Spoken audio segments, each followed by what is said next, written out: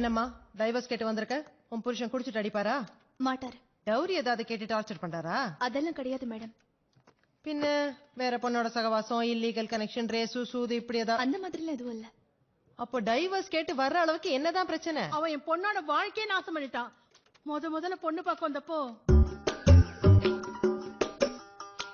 முதலாளி இப்படியே வெக்கப்பட்டு குனிஞ்சிட்டு இருந்தா எப்படி? நிமிந்து பொண்ண பாருங்க.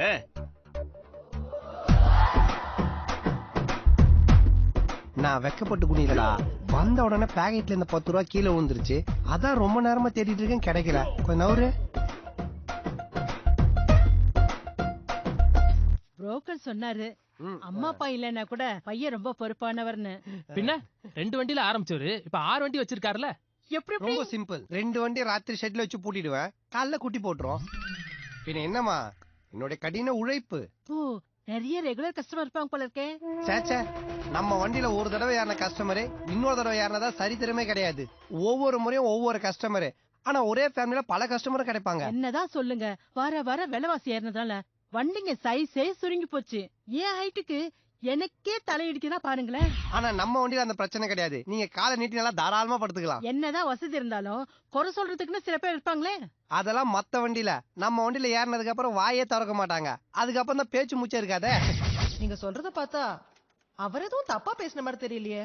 இவ்வளவு நேரம் வந்தால் வண்டின்னு சொன்னது டிராவல்ஸ் காரோ கால் டாக்ஸியோ இல்ல. பாத்து மெதுவா திரும்ப. ஏய் ஆத்திரிக்கா சொல்லுங்க முதலாளி. அடையாறுல போய் பாடி ஏத்திட்டு பெசங்களை திரும்பி இறக்கிடு. 4:30 மணி பவர் கட் ஆயிடும், அதுக்குள்ள முடிச்சிடு. ஏய் சைனா இங்க வா. நேத்து சில்லுன்னு கிட்ட 4 பீர் வாங்கி ஐஸ் பாக்ஸ்ல வச்சேன். அந்த பாக்ஸ் கொடுத்து அனுப்பிச்சிட்டு இருக்கானுங்க. போனத்துக்கு கீழே இருக்கும், 10 ரூபாய் எடுத்துட்டு வந்துரு.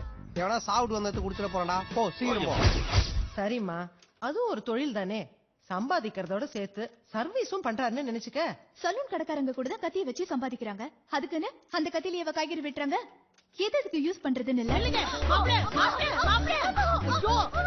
இது உங்களுக்கு அநியாயமே தெரியல. தலை பிரசவத்துக்கு போற பொண்ணை இப்படி பொண்ண வண்டியில ஏத்துறீங்களா? ஆம்புலன்ஸ் போன் பண்ண வேண்டியதானே. அவனுக்கு ஓட்டுல போற வழியில குழந்தை பிறந்துடும். என் பொண்டாட்டி வண்டியில 10 ரூபாய் கொண்டு போறேன். நீங்க நவுங்க. குலுங்கல்ல ஆஸ்பத்திரி கூட போகாம வண்டியிலே பிரசவம் ஆயிடுச்சு. அதுக்கப்புறம் என் பொண்ணு ஸ்கூல்ல அவளை எல்லாரும் பொன வண்டியில பிறந்த பொண்ணுன்னு கிண்டல் பண்ண ஆரம்பிச்சிட்டாங்க. சைலன்ஸ். எங்க சார் உங்க கிளையண்ட்? அது மேடம், சிட்டியில பன்னி காய்ச்சல் பரவி இருக்கனால என் கிளையண்ட் கொஞ்சம் பிஸியா இருக்கிறாரு. அடுத்த வாய்தாவுக்கு கண்டிப்பா அட்டெண்ட் பண்ணிடுவார். இப்படியே ஏதாவது சொல்லி 6 வாய்தாவுக்கு வரல. உங்க கிளையண்ட்டுக்கு ஸ்பீக்கர் ஆன் பண்ணி போன் பண்ணுங்க.